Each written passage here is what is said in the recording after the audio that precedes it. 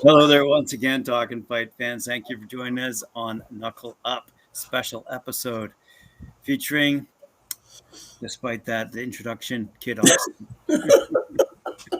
Hey, listen, but before we go, I do need to bring our fans up to speed on what I was yapping about yesterday because we had mentioned the strongman competition coming up in Dubai.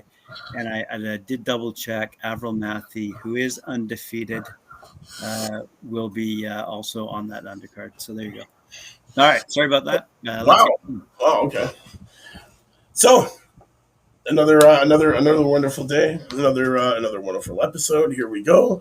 We got Kid Austin, Floyd, Schofield in the green room, and him and his dad are going to join us. We're going to talk to him about everything, man. Awesome. The whole career, the beginning, the middle, the right now, and not the end because we're not even close to that yet because he's young still, hungry, and undefeated, and just came off a win of a championship. So we're definitely going to get to talk to him. So we're going to let you go, and we're going to bring him in, and yeah, that's it. So, that's perfect. Have a good one. Yes, man. Yes, definitely. Okay, what's going on, everybody? What's up? How's it going? Thank you for joining. Thank you for taking the time out of your busy schedule to come and join us here on the show. I know you're coming fresh off a great win. A couple of weeks ago now? Just after your birthday there, I think it was. Came off that nice win. Congratulations on that, first of all. Yeah. That's so what belt are you holding now? What's the belt you got? Texas State super featherweight title. Woo! Yeah. That's then we on to the continentals and the intercontinentals and then the world. We going up the right way. The way that yes, definitely. One step at a time. Exactly. Climbing up the ladder. That's it. Way. So, Floyd, I know you have your own webpage dedicated to you, your gear, your story. Yo, man, your story is one that a lot of people haven't heard before, and let's start out in the beginning, man. How did you get into boxing? How did it all start? Yeah, it started with me. Floyd. I got custody of Floyd when he was a baby, and so I was a boxing trainer, former boxer. My dad was a boxer. So he's a third generation. So he just grew up in a playpen in a boxing gym. So all he knows is boxing. Nice. And so from there, as we got older, he was homeschooled. And so he just studied boxing. And at 8 years old, we started USA Boxing, traveling around. He competed almost every weekend as an amateur. So he just developed into boxing, his whole life in boxing. So when I be making these statements, he's the greatest boxer of all time. Some people don't believe it, and I don't care if they believe it. They just gonna see it manifest. I already put it out there.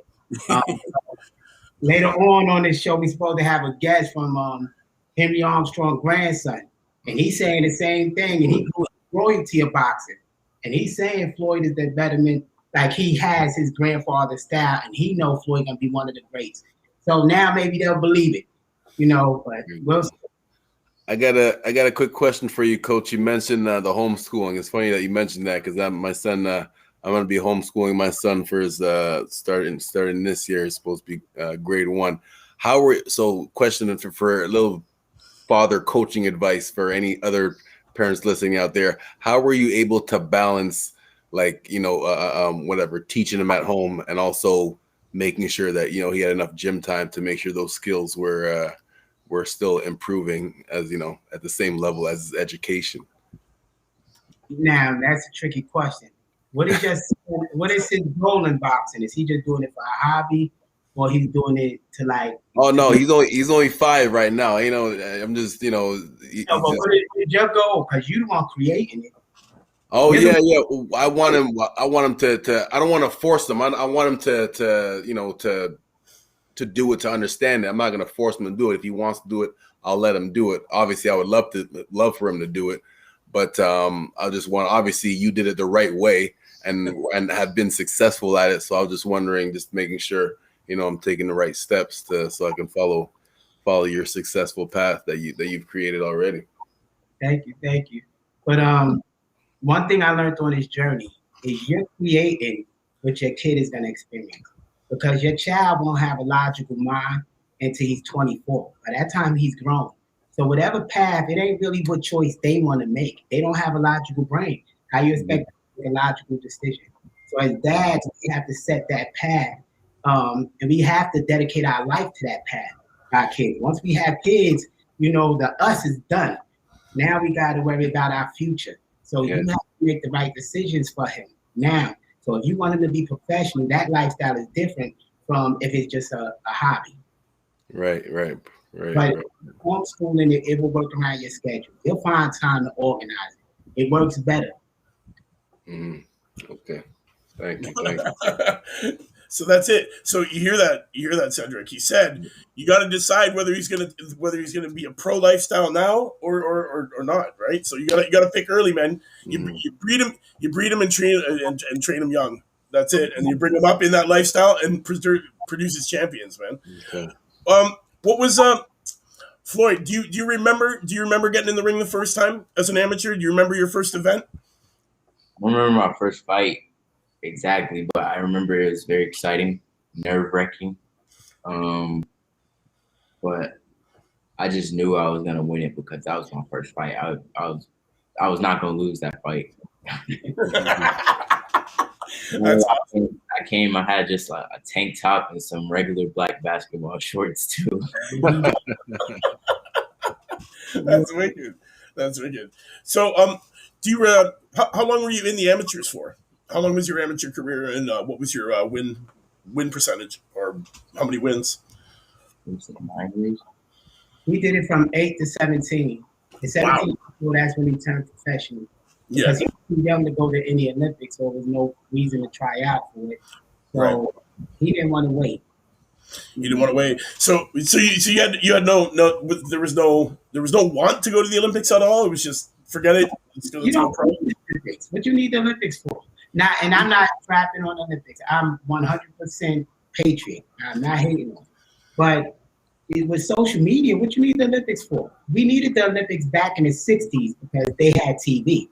So that's the only way boxers got that mainstream exposure. Y'all walking around with the world at your hands. What you need the Olympics for? So that's the whole process. Right now, it's a whole different thing. And I feel like he's going to learn the game. He should learn now because it's easier to heal up while you're young than the way till he's almost 30 years old. He should be thinking about retirement. Right. Yeah, I was about to say. So, what exactly gave you guys the confidence to turn professional at 17? Still an early age. So, what gave you that confidence to be like, yeah, no, I'm good. I'm ready to turn pro, face grown men right now? I was telling my dad I was ready to turn pro at like 13, 14. Okay. Can't do that. I'm like, okay, but just I knew in my abilities and I knew in my dad's coaching that we would make it far, especially in the pro game. And I had more of a pro style than the amateurs. I wasn't considered really, excuse me, the amateur fighter, as I should say. And we would just see the people that's pro. We're like, okay, we got more skill than them now. Like, we can do that. All we need to do is just train harder and, have the right mentality, and we'll do good. I think his turning point is when he went in the ring with Devin Haney and seen that he could hurt him. And then when he went in there with Shakur was giving him lessons, and Shakur told him he's going to be champion one day. Like, you strong, you big, and things like that. Robert Easton Jr., he's been in the ring. Like, so he's been getting champions ready for their fight. So it ain't like he's like nobody. Right. And they can ask any of the pros out there, the current champions, about him if they want to. And I'm quite sure they would say what they need to say. But he's coming for all those belts. Spar him now, get them later, right? He's young. Most of the ones that got it now, they're gonna be on their decline or just cashing out, getting out. I mean, he's young. He's just turned 19 years old. Yeah. So it's no rush. He got time on his side, but we competing against Henry Armstrong people like that. Yeah. And Archie Moore, and they had 100. Like for instance, Henry Armstrong had 181 fights, 101 knockouts. That's who we chasing after, because he says I'm the greatest boxer of all time. So we got records to break. We're not worried about the generation of Floyd and them generation, because that ain't my generation, and that ain't what he was brought up on. He's brought up on the science of boxing. So y'all gonna be excited. Yeah. Do you remember turning pro first fight? Oh yeah. What you experienced? Well, run us through the mentality of setting up and getting in that ring and coming through with that victory. Compared to your first amateur fight. Yeah, compared to the first amateur fight, Yeah. let us know the differences and what you felt. Okay, compared to the first amateur fight, one, I want to start off with the weight cut. In the amateurs, I was already on weight. I was about 60 pounds, and I was already on weight, so I didn't have to cut no weight. As a kid, I mean, it wasn't really a game to us, but it was still kind of like, okay, we win, we lose, we lose. It's the amateurs. This is my first fight. But when I turned pro, and it's much more serious, because you're fighting a grown man, somebody who has to feed his family, and then they're probably training as hard as you. They don't want to get embarrassed on live television. Then the weight cut leading up to that, I remember I was fighting. I had to make it to 128, and then I ran the lake, literally Lake Travis. I ran it 2 times with a sauna suit on. It was hard, so that was different. And then, but when I got in, it was just okay, this is just a sparring match that I need to be good in. It's not something I'm not used to. It's just the same thing, just without headgear and not wearing a tank top. Right. But you came through with the victory there. You came through with a first round knockout. I believe it was a minute 40 into the round. Yeah, and I didn't even expect to get when he literally. I told myself when I knocked him down, I was like, "Where'd he go?" I was like, "Oh," I knocked him out. I was like, "Okay." So I think on that fight, it just woke him up. It opened up something in him, because in the amateur, Floyd never fought aggressive in the amateur. He was just strictly boxing. No matter how much I would tell him, no guy's gonna be able to take your power. He got supernatural power. Y'all just don't understand. So him saying that this is just sparring, y'all haven't even seen him yet. When he fight one of the good ones, and y'all see how he really fight, man, it's amazing. I want the world to see it. I'm not just saying it because I'm proud dad. I want the world to see it. He's got quick hands, man, and they're heavy. I'll tell you that much. From what I've seen, he's got some heavy hands. He's real quick. How did you train him like that, man? How did you work on his strength and conditioning, and what are some of the tips and tricks you can give to other fathers out there that want their sons to hit like yours, man? Yeah, I can't give up too much, okay? No. Don't give up too much. Just a little bit. I tell you this one thing, a fact that a lot of people don't understand, that it's 5 styles of boxing and the science of boxing. And every style got a counter style. So one gift Floyd had is he identified a style. That in a fight, you take away the person's strengths and expose their weaknesses. So it's all chess in it, and it's a bunch of angles. And it's things like that. A lot of people don't know boxing, so they don't understand how easy it is for us that know boxing. So that's about the most. Y'all gonna see some things. Yeah. A lot of stuff been lost in boxing. In this current market, it's something. It's a great show right now. Yes. But it's boxing like you know it. Okay. When you're all said and done and you're ready to hang it up, what legacy do you want to leave behind in the sport? Just to Speaking into everybody know, existence, you got the greatest boxer of all time. Here we go.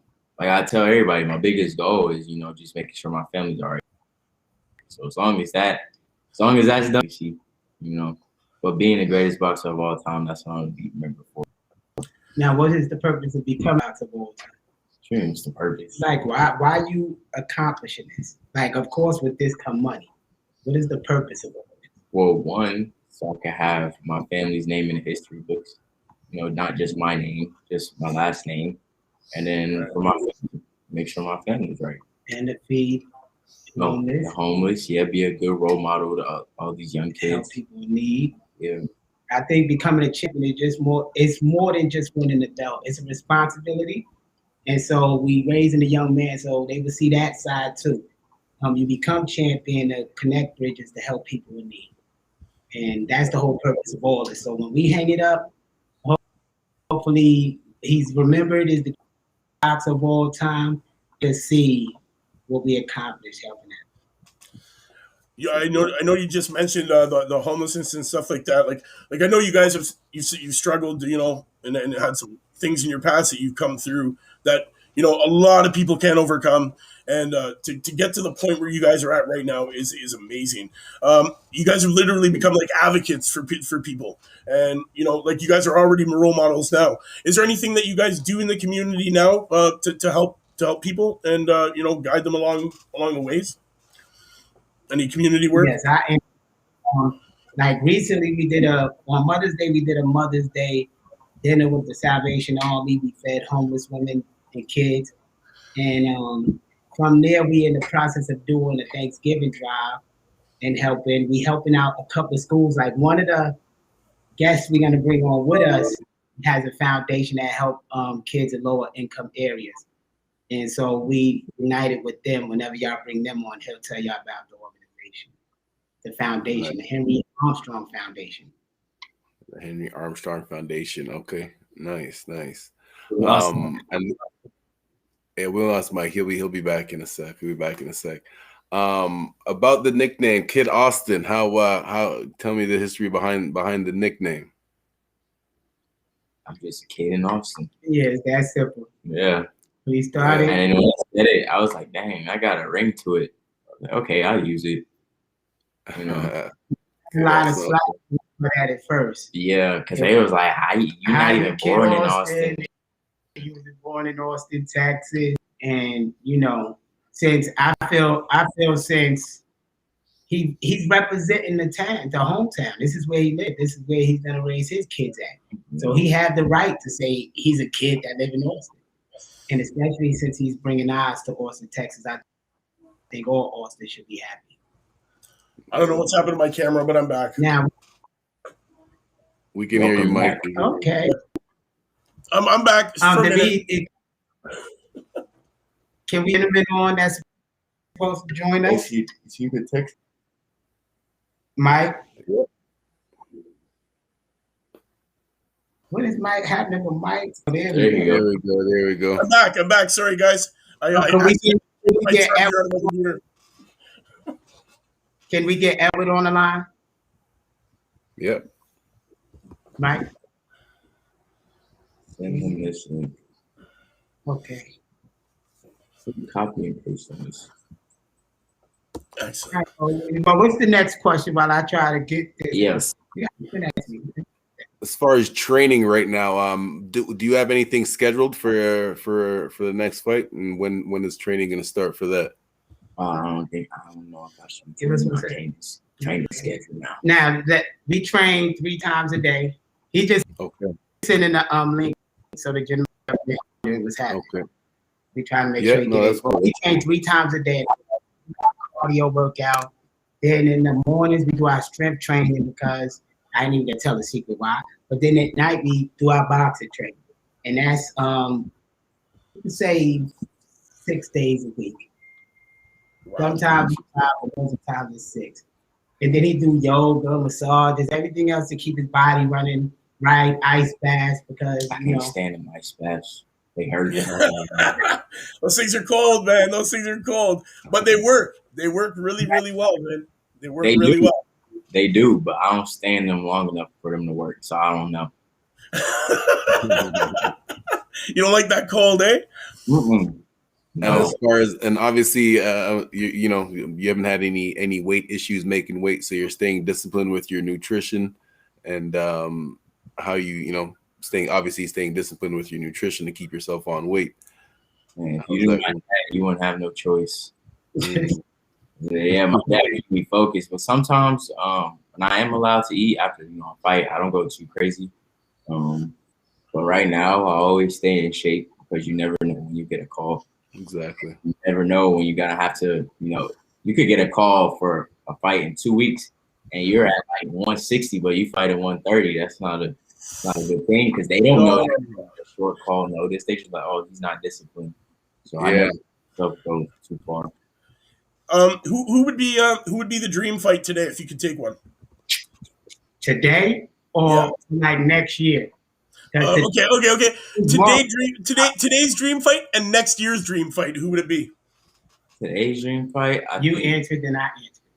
I think my dream fight today will be Tank. I think my dream take that back. I think my dream fight right now, I want to fight Devin or, probably Tank. And then next year, I don't know because I'm gonna have all the belts by next year. Be undisputed. Yeah. Like that one. That's some confidence right there for sure. Sure. What I say is, I would say his dream fight right now is Chris Colbert. Okay. That's Chris Colbert, I think that would line him up to fight Tank, who was supposed to be holding the 130, but we could go to catch weight to fight. Now the thing is, we taking all the risks against Tank because y'all know Tank is a heavyweight midget. And yes. And I'm not cracking on him. The brother is heavy when he walk around, so he's 135, 140. So if we took that risk, they're gonna have to put up a bag. We ain't just going in there for no peanuts. That's a challenging fight. Somebody get knocked out, and it ain't us. I just had to pop that, but somebody gonna get knocked out in that fight. You know that. Yeah, my dad on top of me. I'll be like, yo, these dudes going up to like 180 and whatnot. For real, it ain't fair. That's why I like the IBF though, because you gotta fight within 10 pounds of your weight. Fight night. You don't have much cheat room, so people don't want that IBF because now it's fair and square. But we go like that though because nobody won it, and when we get it, now we on the fair playing field, and we gonna whip their behind. Boy. Yes. That makes sense, Coach. Okay, so the future one, I want Devin Haney, and I don't want Devin Haney for no beef stuff. So, because I know some people might say I have problems with Bill and Devin. I just think Devin and Floyd in the future, maybe a year and a half, 2 years, will be a mega fight. I think if Devin keep winning and Floyd keep knocking people out, showing his boxing skill, that will be a huge fight because they have a history in bad blood from what Bill did. No disrespect, but I'm just gonna say it now. That wouldn't even be no fight. I'm just saying. Okay. Okay. You heard that here. We have a lot of flaws that we will expose. But the thing is, when we talk about Devin or any of them, this is because of utmost respect. We want to challenge our peers. That's great. We don't want and it's no spit on anybody there, but why not challenge for greatness? So it's not disrespect to them. It's not saying they weak, but we think that we could beat y'all. So we want to step up to the plate and challenge. We don't have to be 25 years old. Everybody say he's young. He's been boxing since he was 8. That's all he know. He's been studying boxing since he was 8, every day, all day. I think he got more experience than the champions. That's why he making it so easy. It's It's true. It's true. When you've been doing it since 8-year-old, you're bred for this, man. You're born into it. You're bred for it, and it's true. A lot of these champions haven't lived the same lifestyle you have. They haven't trained as long as you have. And to be the best, you got to beat the best, right? So you might as well call them out and fight them. That's it, man. So Dad, long-term goal is championships. What's short-term goal? Say next 6 months. Next 6 months is championships. They still got belts out there. So we're trying to decide which continental and intercontinental we're gonna go after, and then probably the silver and golds, and then the world title. So we're gonna go that route. We want to go up the route like old school where you challenge number 10, number 9, number 8. Once you get there, you go up the ranks, and once you get to that point, you deserve that shot at the champion. That's how boxing used to be. Right. It was fun when you proved that you were the greatest of all time. So that's what we're looking to do. Get in the rankings where we get to the number 10 guys so that we can walk our way up. The old school way, man. The way it should be done still. None of this politics bullshit. It should be that way. And you know what? I appreciate boxing when it's like that. And you know what? I appreciate the fact that you still want to treat it like that. It's great. Let me tell y'all how deep the politics is. We did most of this stuff, and I gotta tell y'all, this is exclusive. Nobody know that this just happened. Okay, you heard it first. You heard it here first. Yeah. Now, Floyd was ranked number 28. All this time, we doing it independent. We turned down deals from some powerful promoters and We stuff ain't gonna like say that. no names, even though we should. Suddenly, our rank dropped to 43. We below people that we have a better record than, been more active than, but that's the politics they could do. But the thing is, they don't care about the rankings because with social media, they only care about the knockouts. Yeah, So the youngins at this game right now with social media, no matter what we do, because we got our own event center, we throw our own shows. So it's like we pay our own opponents, so they can't stop us with no rankings and nothing like that. But that's the politics that some of y'all youngins have to face if y'all gonna do it independent. Sometimes when you turn down deals, people try to play with your futures. So already be prepared to become the plug. You know, you could get your own station on right now. You could create your own channel. You could get your own viewers there. You could put on your own fights if you wanted to. I mean, you could be your own promoter. Just go the right way with it. But control your destiny. If you allow somebody else to control your destiny, there's no way you're gonna win. No way. Yeah. So- you guys are controlling it right now. You keep getting them knockouts. They can't deny you. You can only deny you for so long. He's got 6 out of 7 of them knocked out, man. So, you know, he's almost 100% there. Mhm, That's big numbers, man. That's that's better than average. That's a better than average knockout percentage. You know, we've been doing this for a long time. We see it all the time. And let me clarify this: it's against experienced fighters. Because I heard some people say, like we had one guy, I believe he's what's Darryl Hayes' record? But either way, he had 40 fights in the ring. People like, oh, he got like 25 losses. He got 40 fights in the ring. He had 3 or 4 fights. He 4 fights in, fighting somebody with 40 fights. Y'all saying fight better competition. This dude had more knockouts than he got fights. It's like those type of things. You're never satisfied. Certain people to y'all young fighters. So don't even try. Just keep doing your thing. Somebody put a bad comment or some bull crap, delete that shit and keep it moving. We not beating the weird stuff. Yeah, we have a goal. Like I told my dad, because I seen some of the comments, I was like, okay, we find somebody undefeated next. So that's what we looking for. Or somebody known. So y'all know how many undefeated fighters we offer to fight? I'm talking about 20-0. It ain't like we not offering these people fights. We got tents and everything. Undefeated fighters running. So we offered Devin a fight for $1 million, a 6-round exhibition. right. Yo, so it ain't like we not offering the fight. We willing to back up what we say. But it ain't like that. It's real weird right now in the boxing. It's more entertainment, you know. So I gotta call some of my celebrity friends and do some sparring matches, I guess. Right. Right. What are your thoughts on how women's boxing is starting to make a move? I think you want to answer that or me? Because to be some- honest, I don't really watch women's boxing, but when I do, I feel like it has grown more than it was before. And Nah, so- that's bullshit. you don't think so? Nah, that's bullshit. See, my dad, he That's tripping right now. Them women risking their life. It didn't grow like it's supposed to. No, not like it's supposed to. I'm saying it's grown more than it was. I'm not saying like it's supposed to. I feel like we should be on equal playing fields. And I believe women need to stop acting like they don't got no damn power. That's the problem. Women act like they got to go to the men's league. Start your own goddamn league. You know, Clarissa Shields out there, y'all all unite. Y'all start doing your own fights, gain the power. I mean, it's like they trying to follow. Why y'all got to follow? Y'all got all the power. Guys follow women. What are y'all doing? They like seeing you in tight outfits. Get something together. I think Clarissa should start an all-women's promotion company. And y'all put on these shows, good shows.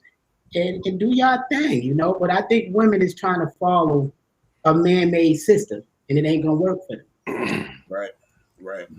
You know, they've been getting nothing but bullshit in their, you know, and they've been handling nothing but bullshit since they started. Like, you know, women's boxing wasn't recognized by the Olympic Committee till 2012, and you know, like, yeah, it's probably because they've been trying to, you know, work a man's system. Mm-hmm. You know, maybe if they did have a woman to take charge, take lead, and actually turn around and start these leagues and have it like pure woman, maybe then it will become something major. But I always think they're going to be living in the shadow. I think they've made a hell of a headway, you know, since 2012 to now. And they're putting on some exciting fights, man, because they don't let the bullshit of boxing, like the politics, get in the way. They take whatever fight they can whenever they're ready to do it, and they don't hesitate. And that's the thing I like about it. But yes, I understand what you're saying. They're trying to dominate or trying to fit into a man written out sport. Like it's step by step. This has been from for men for the longest time, and they're trying to make changes to something that's just too ultimate changes to. Create your own. Yeah. Create your own. You got the power. You have the resource. The money will come to you. The fans will come to you. It's that simple. Sometimes people forget that they could do things themselves and they got all the power. Yeah, you got girls like Clarissa Shields and Amanda Serrano doing their thing. Hopefully, that'll inspire the next generation of females to to do their thing too. But they still gonna need a guide. So it's gonna take a woman to structure something. Right. That went through it and structure something that could lead them from the amateur into the professionals and be a successful professional. They're gonna need a guide, but they're gonna be just as lost as the last bit of females that went through this. So somebody got to step up. So I'm just thinking Clarissa Shields would be a good branch off for her now, Heyman, to do an all-female line. And it's here first, so I want my own fee. Right. All right. Just want to ask, do you want to be loved or do you want to be feared? Who, Floyd and me? Both. You as a coach and Junior. You as a coach and you as a prize fighter. We want to be feared. I already know. Me? He said he's trying to log in Edward. That's it. That's been up there. Oh, that's been up there? He said he's in. Edward is in. I don't care whether to be loved or hated. Feared, as long as my family is there, my friends and family, as long as they love me, that's all I need. If the fans love me, I love y'all too. Thank you. I appreciate everything y'all do because y'all are the ones who buy the tickets and all this other stuff. The ones who hate, that's their issue. And I don't really need to be feared because, I don't need to be feared. That's it. Yeah, for me, I don't know. I don't really care. It's no reason to fear me unless you touch mine. You don't touch my mind and my business. I'm in the race to save my bloodline, and my views are so much different than all that. But if somebody came with mine, I'm gonna do what any man's supposed to do. Right. Right. So true. So true. Yes. So was we able to get Edward, Mr. Edward, and I really would like him to come on so he could. He'll. I'm sure our producer's helping him get in. He says that he's in, so we'll see what's happening. When's the next time we're going to see you in the ring? I know BoxRec has you listed with no opponent yet. Sometime in October. October 22nd. Yeah, okay. And it's for a belt. Okay. Let me tell you, they trying to stack chess pieces, my brothers. They're trying to stack chess pieces. They run it. They trying to. I don't blame promoters for trying to keep their belts there. So I understand the business side of it. So what me saying about it is not clowning. My understanding is business. Right. They trying to protect their guys, y'all. What's the saying? You can run, but you can't hide. Sooner or later. Yeah. I love it. Because they letting him get older. As he get older and get that frontal cortex more developed, they don't want to see him at 24. I feel sorry for whoever in that ring after 24 years old. I feel sorry. That's great. What's your favorite part about training? What's your worst part about training? We'll ask son first and then father after. My favorite part about training is probably, sometimes when I have, some of the boys in there, we joke around, laugh around. Competition is like competitive. When me and my dad are joking around, doing the mitts and whatnot. Sometimes stuff turns to little sparring sessions. That's like super fun. The worst part about training, I think, is like when you don't want to train, but you have to, and your body's sore, but you still gotta get up and do it. And then when it's just gloomy outside, and you just having one of those days. I think when I'm having one of those days, training isn't really enjoyable, but I barely have those days, so. Awesome. Great answer. Me as a coach and a dad, I think The toughest thing going is I gotta start off with the toughest one. because when he had them bad days and rough days, as a coach, you can't care about that you having a rough day. You gotta, and then as a child, he's gonna push a button. The child know how to push daddy button. you between coach and dad. That's why you like fuck that, and you know, gotta get it. Go to do this. You know, at first, especially when they turn 13. That 13, oh my God, y'all. Anybody got a 13-year-old? So, Yeah, I'm there. I'm only, my kid's a year past that right now. I know exactly what you mean. you gotta get that phase that he feel he's a man, that testosterone is revving up. Yeah. So it just take a bit of backing up as a parent and letting them get into that phase as a young adult. And that sometimes could be the challenging part, to trust his decision as a young man. Yeah, sometimes I can't stand my coach. Right.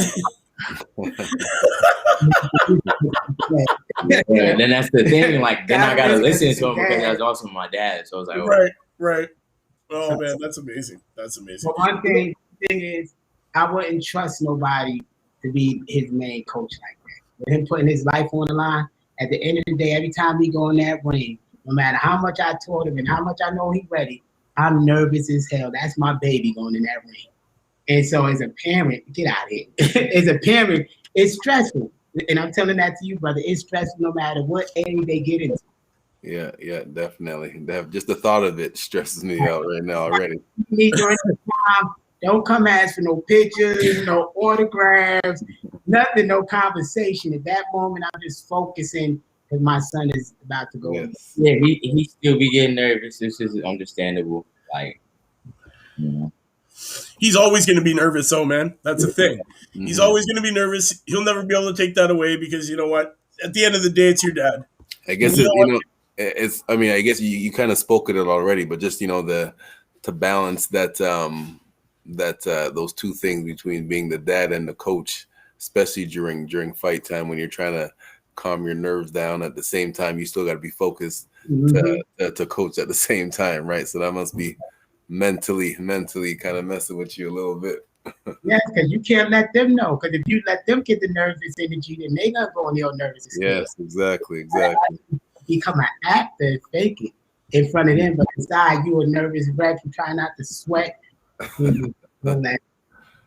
Yeah. Cool. That's great. So, do you know who your opponent is for next fight, or they haven't told you yet, or are they still searching for somebody? Still searching. They offered us. I wonder why. It sounds like you're feared already. They offered us a fighter I that's 35 fights with 25 knockouts. That's the only fighter y'all could offer us. He only did 7. I know y'all scared, but damn, we'll get this fight later. And it's funny because I told my dad I'd take it. We'll beat him, though. The thing is, we'll beat him, but then where do you go after that? You never get a fight after that. You knock out somebody that never been knocked down. Nobody gonna want to fight you. Nobody gonna want to fight you. You become boogeyman. So like it's lose over there. Oh man, that's hilarious. That's you know what though. If you actually look at the people he's beat, man. You've been fighting guys with more than 10 fights under their belt since your 3rd fight, man, and you've already got 7. Like you've fought guys that Danny Flores, for example, 15 wins, 22 losses. Mike Fowler, another guy, 7 wins, 35 losses. Let me tell you about Mike Fowler. Mike Fowler fought Devin Haney. And some other. And how many rounds Mike Fowler went with them? Like 6. 6 rounds. We stopped Mike in 30 seconds.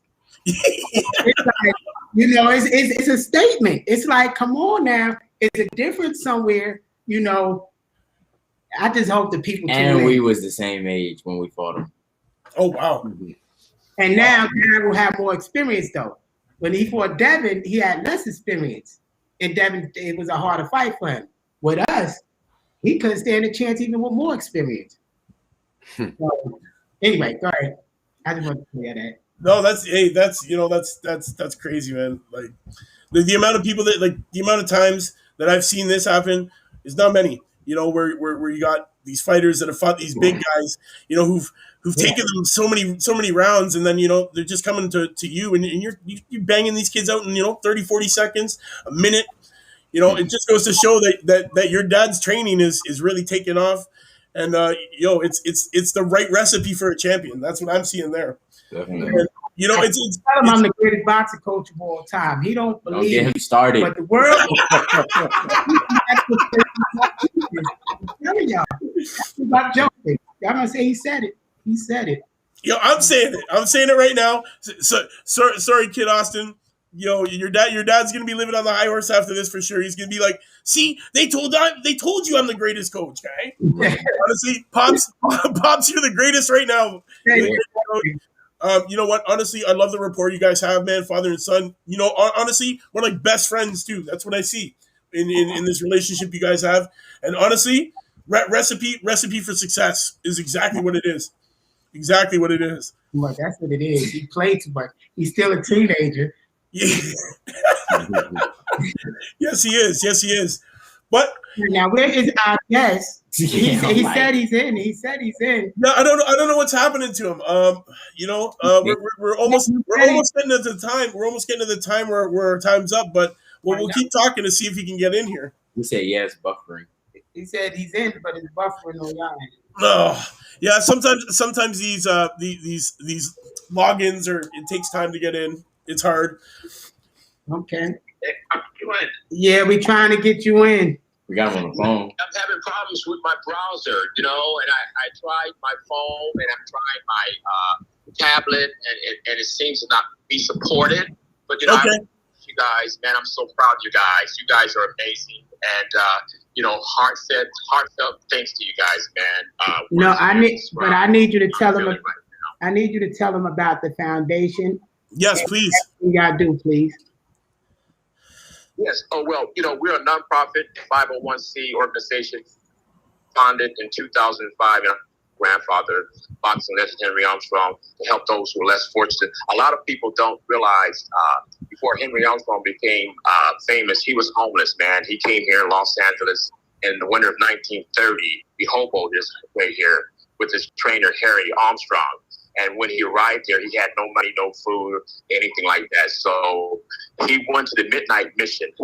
That particular mission fed him, helped him, and helped him got to the top, man. And so to this very day, we adopted the Midnight Mission.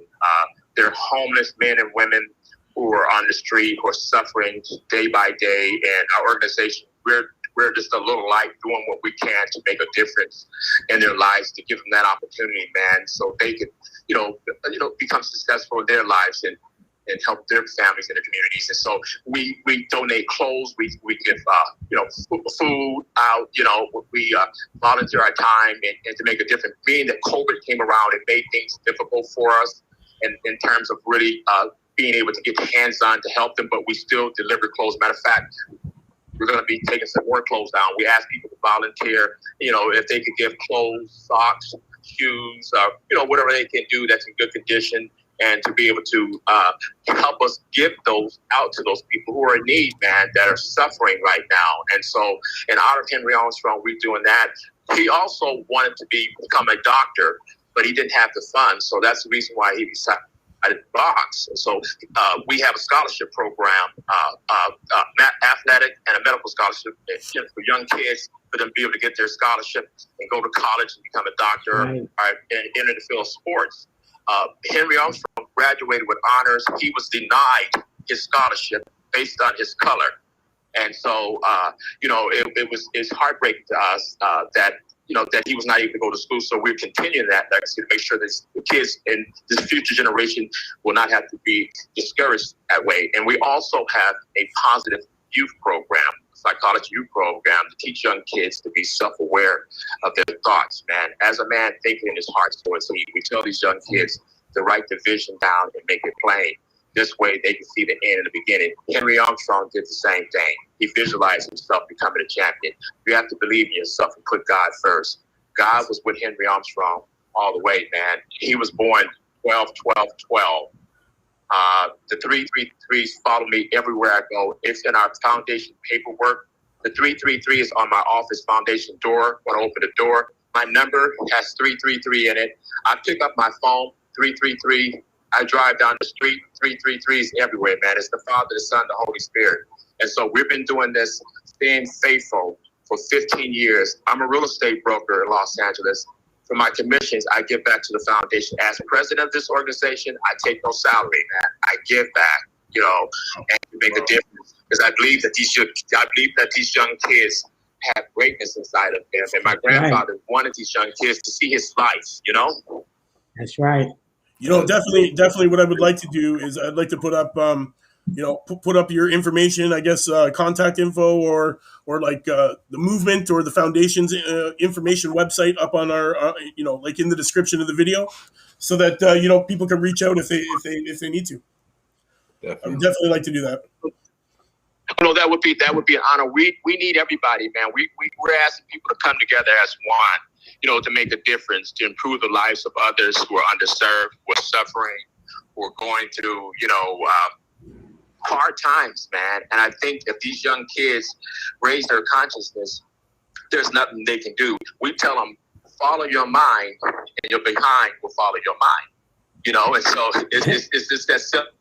That these young kids got to realize, man, that they have greatness inside of them, and there's nothing that they can't do, with God's help. And so we're encouraging them, inspiring them. We have one young student right now that's with us, Chavez. He lived in Texas, but he moved to Atlanta, and this young man he's a little fighter too, and he's a perfect role model for us, man. He completed his vision board.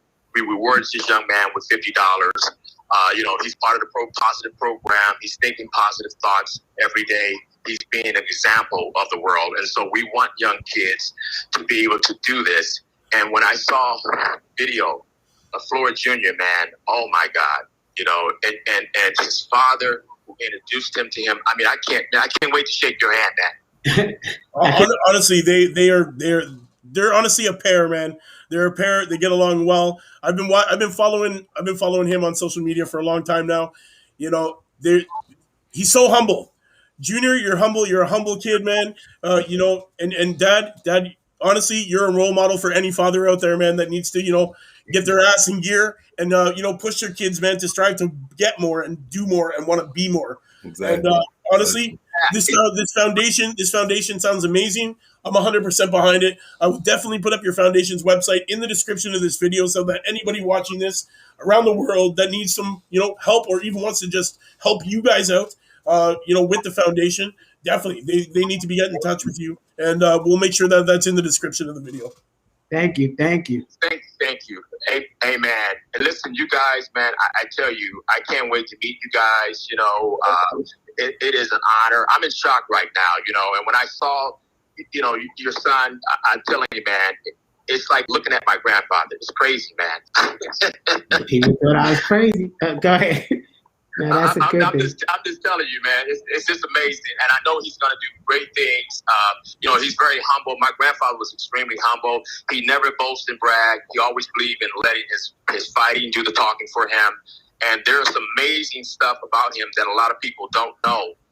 We like to get that information to the world, man. I think they're going to be extremely shocked when they find out, really how good this man was. Don't give him too much. They got to wait for the movie. Don't give him too much. You got to wait for that Hollywood movie to come out, man. That's right. Well, brother, you're right. You're absolutely right. He's absolutely right. But it's just a blessing, for you guys. Like I said, I just can't wait to meet you guys, man. And I want to thank you from the bottom of my heart. My family wants to thank you. The state wants to, because you guys have been a model, man, for boxing.